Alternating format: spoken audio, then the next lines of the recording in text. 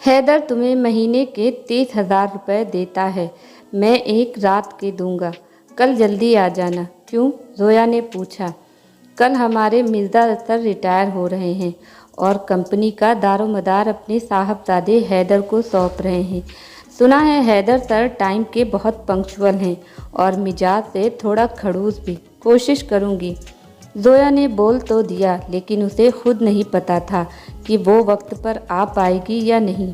दूसरे दिन हैदर सर 10 बजे ऑफिस में पहुंचे। जोया अपनी सीट पर नहीं थी। हैदर सर के आते ही सब लोगों ने खड़े होकर गुड मॉर्निंग कहा। हैदर सर की नज़रों से एक खाली चेयर छूटी नहीं। यहाँ कौन बैठता है? मिस जोया, आपकी असिस्टेंट। सर, क्षितिज ने जवाब दिया। ओके, वो जैसे ही आए उन्हें अंदर भेजो। हैदर लैपटॉप खोलकर बैठा था। कंपनी के रिकॉर्ड्स चेक कर रहा था। ठीक 10:30 पर जोया ने हैदर के केबिन का दरवाज़ा खटखटाया। मे आई कम इन सर? Yes please. आपकी तारीफ? जी, मैं जोया हूँ, आपकी असिस्टेंट। मुझे उम्मीद है कल सुबह जब मैं आऊँगा तो आपकी चेयर खाली नहीं होगी। आप जा सकती हैं। जोया नज़रें झुकाकर केबिन के बाहर निकल आई। हैदर सर के सामने ज़्यादा बात करना ठीक नहीं होगा। ये बात जोया को समझ आ गई थी। थोड़ी ही देर में हैदर ने ऑफिस के स्टाफ की एक मीटिंग ली। मुझे आप सबसे बस इतना कहना है कि कल से कंपनी के सभी कर्मचारी वक्त पर आएंगे और वक्त पर जाएंगे। कंपनी के काम को प्रायोरिटी देंगे। उम्मीद है कि आप में से कोई मुझे शिकायत का मौका नहीं देगा। बस इतना ही। आप लोग जा सकते हैं। कितना खड़ूस है। एक दो लाइन ज़्यादा बोलता तो क्या आसमान नीचे आ जाता या धरती फट जाती। जोया मन ही मन हैदर को कोस रही थी।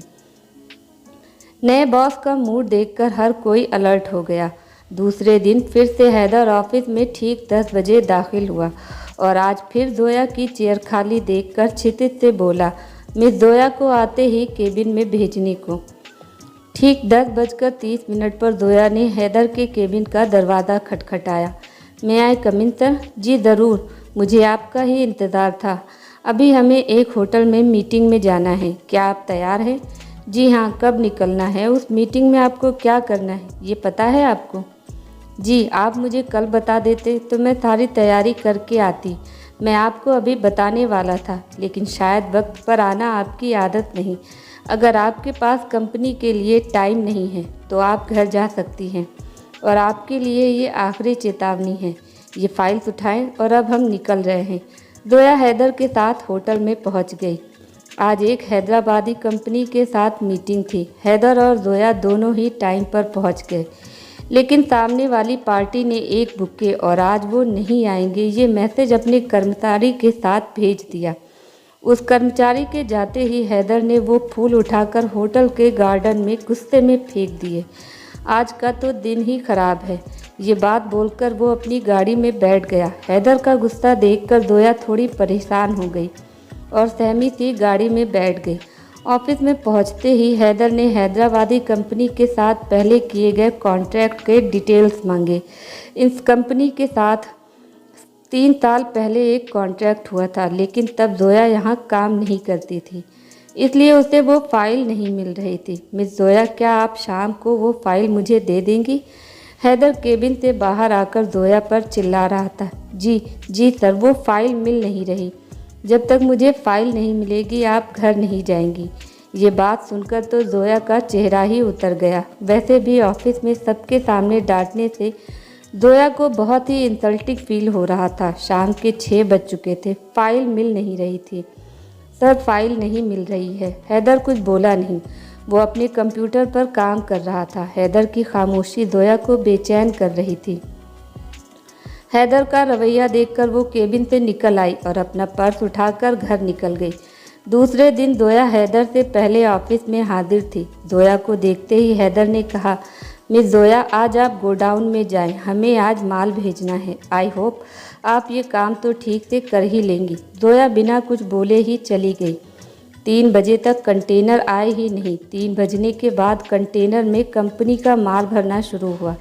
रात के 8 बजे तक काम चलता रहा। जोया की बस छूट गई। हैदर और उसके पापा कंपनी से बाहर निकल ही रहे थे कि कंटेनर को देखकर वो गोडाउन की तरफ मुड़े। जोया एक टेबल पर बैठी रजिस्टर में कुछ लिख रही थी। तभी मिर्ज़ा साहब के साथ हैदर गोडाउन में आया। जोया को वहाँ देखकर हैदर को कुछ गलत हो गया, इस बात का एहसास हुआ। जोया, तुम अभी तक घर नहीं गई? मिर्ज़ा सर ने पूछा। नहीं, बस अब जा रही थी। चलो जाने दो, कोई बात नहीं, आओ हम तुम्हें छोड़ देते हैं। अपने पापा का जोया के प्रति इतना प्यार भरा रवैया देखकर हैदर हैरान हो रहा था, लेकिन वो कुछ बोल भी नहीं रहा था। हैदर का मुंह देखकर जोया ने नहीं सर, मैं चली जाऊंगी कहकर उन्हें टाल दिया। जोया बस स्टॉप पर खड़ी थी। मिर्ज़ा सर ने फिर से जोया से गाड़ी में बैठने की गुजारिश की। इस बार जोया ना कह सकी। हम तुम्हें कहाँ छोड़े? जी, मुझे सिटी हॉस्पिटल जाना है। सिटी हॉस्पिटल क्यों? सब कुछ ठीक तो है? मेरे पापा को कैंसर है, उन्हें वहाँ एडमिट किया है। फिर तो हम तुम्हारे पापा से भी एक मुलाकात करना चाहेंगे। कुछ ही देर में जोया और मिर्ज़ा सर अब हैदर के साथ पापा के कमरे में आई। आओ मेरी नन्ही सी जान, कितना काम करती हो और आज इतनी देर क्यों कर दी आने में? तुम्हारे उस नए बॉस ने आज फिर से तुम्हें परेशान किया क्या? जोया के पापा की बात सुनकर तो जोया और हैदर दोनों ही के चेहरे के रंग उड़ गए। बस अब्बू, कितना बोलते हैं आप। आज आपसे मिलने मेरे कंपनी के बॉस आए हैं। यह है मिर्ज़ा सर और ये हैं इनके बेटे हैदर सर। आपसे मिलकर बहुत खुशी हुई सुल्तान मियाँ। अब कैसी तबीयत है आपकी? मिर्ज़ा सर ने कहा। जोया की वजह से मेरी सांसें चल रही हैं बस। अब जल्दी से किसी अच्छे ख़ानदान में इसका रिश्ता हो जाए तो मैं गहरी नींद सो सकूं। सुल्तान मियाँ परेशान ना हो, जोया को अपनी बहू बनाना किसी भी ख़ानदान के लिए फ़ख्र की बात होगी। अच्छा, अब हम चलते हैं। इस रात के बाद हैदर का जोया के प्रति रवैया थोड़ा सा दोस्ताना हो गया। जोया भी अब मन ही मन सोचती, इतना खड़ूस भी नहीं है। क्या बात है, आज बहुत खूबसूरत लग रही हो। हैदर का छोटा भाई आमिर जोया के सामने आकर बैठ गया। आमिर उसकी टेबल के सामने वाली चेयर पर बैठकर उसे घूर रहा था। आखिरकार जोया ने परेशान होकर फाइल बंद कर आमिर के उठने का इंतज़ार किया। तभी हैदर आ गया। जोया को आमिर के सामने इस तरह से देखकर हैदर परेशान तो हुआ, लेकिन उसने देखकर भी अनदेखा कर दिया। दूसरे दिन हैदर ने अपने केबिन में एक मीटिंग रखी थी। उस मीटिंग में आमिर को हैदर के साथ बैठना था, लेकिन वो जानबूझकर जोया के बाजू में आकर बैठ गया।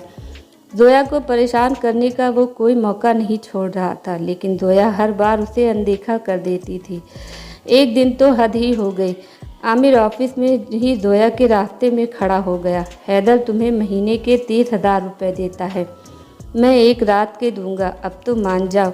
ये बात सुनते ही जोया ने आमिर के गाल पर एक ज़ोरदार चाटा जड़ दिया। ऑफिस में सबके सामने जोया इस तरह रिएक्ट करेगी, इस बात का आमिर को बिल्कुल भी अंदाज़ा नहीं था। जोया ने तमाचा तो लगा दिया, लेकिन अब उसकी नौकरी चली जाएगी, ये उसे पता था। सब कुछ हैदर के सामने ही हुआ था।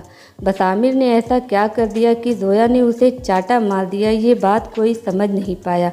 जोया और आमिर दोनों ही ऑफिस से निकल गए। दूसरे दिन सुबह आमिर ने आते ही हैदर के केबिन का रुख किया। भाईजान, मैं इस लड़की को एक दिन भी यहाँ बर्दाश्त नहीं करूँगा और आप अभी इसे निकाल दें।